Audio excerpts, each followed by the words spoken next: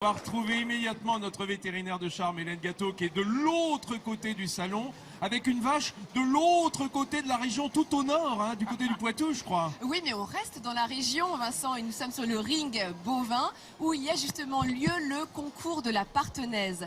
La Partenaise, qui est une vache qui vient de la région Aquitaine, mais plutôt effectivement du département des Deux-Sèvres. Et l'éleveur qui est à mes côtés aujourd'hui, c'est Nicolas. Nicolas est éleveur de Partenaise. Quelles sont les qualités de cette race de vache? C'est tout d'abord une race allaitante, Donc à viande. une race à viande, exclusivement à viande, et qui est capable d'élever son veau, qui élève ses veaux sur les prairies des Deux-Sèvres. C'est une race qui est très rustique. Alors regardez justement la différence de couleur entre la femelle que vous avez devant vous et le mâle qui est beaucoup plus foncé. La femelle est de couleur froment et le mâle est beaucoup plus foncé. Le mâle vous appartient, il s'agit de gitan. Vous êtes en concours aujourd'hui, Nicolas. J'ai cependant une question à vous poser, car tous les animaux qui sont présents ici, la Partenaise en l'occurrence qui est une race à viande, il ne faut pas se voiler la face, ce sont des animaux qui vont finir sur les étals de nos boucheries, qui vont partir à l'abattoir. Quel est votre sentiment, Nicolas, en tant qu'éleveur, quand vous voyez des images telles que les images diffusées de l'abattoir d'Alès et de l'abattoir du Vigan?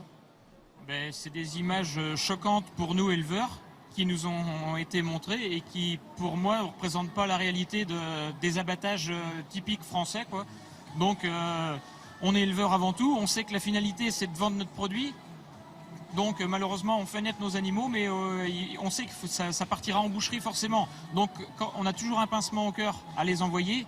Et quand on les envoie chez nous, on les élève du mieux qu'on peut. Donc on souhaite et on pense qu'elles sont abattues dans les meilleures conditions possibles. Et en tout cas, il faut se battre pour ça, hein, pour que dans les abattoirs, il y ait vraiment un bien mourir, si l'on peut dire ainsi. Et la Fondation Brigitte Bardot souhaite mettre en place des caméras de vidéosurveillance dans tous les abattoirs, sur toutes les chaînes, pour avoir un contrôle et qu'il n'y ait plus ce qu'on a pu voir.